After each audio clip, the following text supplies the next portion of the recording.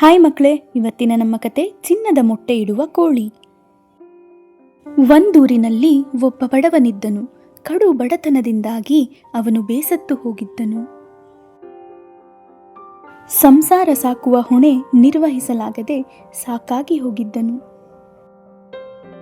3 ಹೊತ್ತು ಮೈ ಮುರಿದು ದುಡಿದರೂ ಸಿಗುತ್ತಿದ್ದ ಕೂಲಿ ಒಂದು ಹೊತ್ತಿನ ಊಟಕ್ಕೂ ಸಾಕಾಗುತ್ತಿರಲಿಲ್ಲ. ಹೀಗಿರುವಾಗ ಆ ಊರಿಗೆ ಒಬ್ಬ ಸಾಧು ಬಂದರು. ತನ್ನ ಹೆಂಡತಿಯ ಒತ್ತಾಯದಿಂದ ಬಡವ ಆ ಸಾಧುವಿನ ಸೇವೆಯನ್ನು ಮಾಡಿದನು.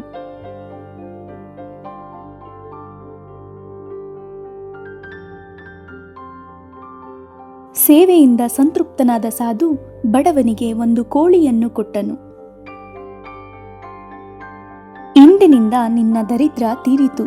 ಈ ಕೋಳಿ ಪ್ರತಿನಿತ್ಯ ಒಂದು ಮೊಟ್ಟೆಯನ್ನಿಡುವುದು. ಅದನ್ನು ಮಾರಿಕೊಂಡು ನಿನ್ನ ಬಡತನವನ್ನು ಪರಿಹರಿಸಿಕೊ ಎಂದನು.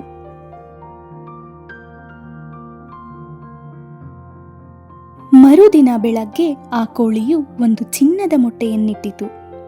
ಅದನ್ನು ನೋಡಿ ಆನಂದದಿಂದ ನಲಿದಾಡಿದ ಬಡವ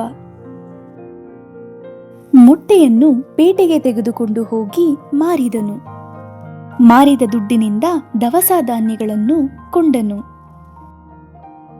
ಮನೆಯಲ್ಲಿ ಆ ದಿನ ಹಬ್ಬದ ಸಡಗರ. ಪ್ರತಿದಿನ ಕೋಳಿಯು ಒಂದೊಂದು ಬಂಗಾರದ ಮೊಟ್ಟೆಯನ್ನು ಇಡುತ್ತಿತ್ತು. ಆ ಕಾರಣದಿಂದಾಗಿ ಬಡವ ಬಹಳ ಬೇಗ ಆ ಊರಿಗೆ ದೊಡ್ಡ ಧನಿಕನೆನಿಸಿಕೊಂಡನು. ಅವನಿಗೆ ಆ ಊರಿಗೆ ದೊಡ್ಡ ಶ್ರೀಮಂತ ಎನ್ನಿಸಿಕೊಳ್ಳುವ ಆಸೆ ಹೆಚ್ಚಾಯಿತು. ಅವನ ಹೆಂಡತಿಯು ಒತ್ತಾಸೆ ನೀಡತೊಡಗಿದಳು. ಒಂದು ದಿನ ಅವನ ಹೆಂಡತಿ, ಈ ಕೋಳಿ ಪ್ರತಿದಿನವೂ ಒಂದೊಂದೇ ಚಿನ್ನದ ಮೊಟ್ಟೆಯನ್ನಿಡುತ್ತದೆ.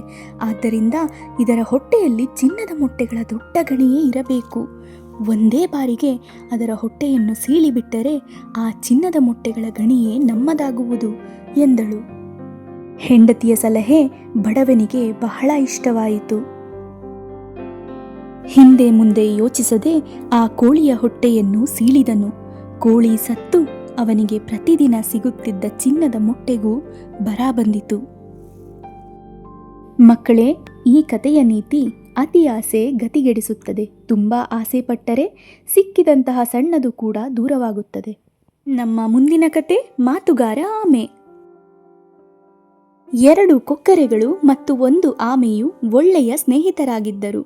ಅವುಗಳು ಬಹಳ ವರ್ಷಗಳಿಂದ ಒಂದೇ ಕೊಳದಲ್ಲಿ ಸಂತೋಷದಿಂದ ವಾಸಿಸುತ್ತಿದ್ದವು.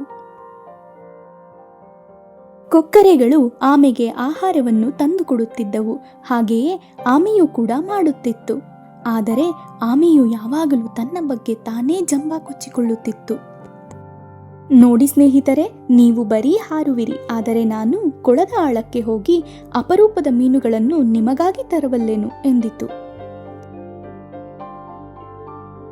ಒಂದು ದಿನ ಬರಗಾಲ ಬಂದು ಕೊಳದ ನೀರೆಲ್ಲ ಬೇಗನೆ ಬತ್ತಿ ಹೋಯಿತು. ಸ್ನೇಹಿತರೆಲ್ಲರೂ ಈಗ ವಾಸಿಸಲು ಬೇರೆ ಸ್ಥಳ ಹುಡುಕಬೇಕಾಯಿತು.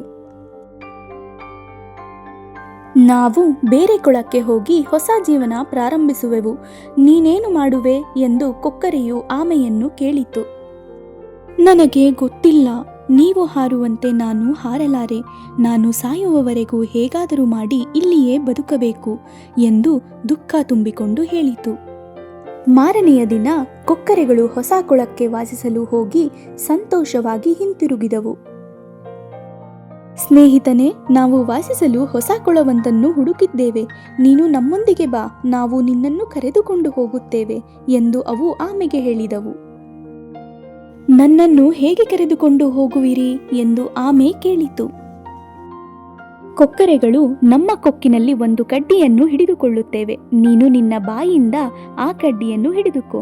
ನಾವು ನಿನ್ನನ್ನು ಮೇಲಕ್ಕೆತ್ತಿ ಆ ಹೊಸದ ಕೊಳದ ಮೇಲೆ ಹಾರುವೆವು ಎಂದವು. ಆಮೆಯು ಕಡ್ಡಿಯನ್ನು ಹಿಡಿಯಿತು ಮತ್ತು ಕೊಕ್ಕರೆಗಳು ಹಾರಲಾರಂಭಿಸಿದವು. ಅವು ಇನ್ನೇನು ಹೊಸದ ಕೊಳದ ಬಳಿ ಬರುತ್ತಿರುವಾಗ ಆಮೆಯು ಸ್ವಲ್ಪ ಜಂಬ ಕೊಚ್ಚಿಕೊಳ್ಳೋಣ ಎಂದು, ನೋಡಿ, ನಾನು ಕೂಡ ಹಾರುತ್ತಿದ್ದೇನೆ, ನಾನು ಎಲ್ಲರಿಗಿಂತ ದೊಡ್ಡವನು ಎಂದು ಹೇಳಲು ಬಾಯಿ ತೆಗೆಯುತ್ತಿದ್ದಂತೆ ಮೇಲಿನಿಂದ ಕೆಳಗೆ ಬಿದ್ದಿತು.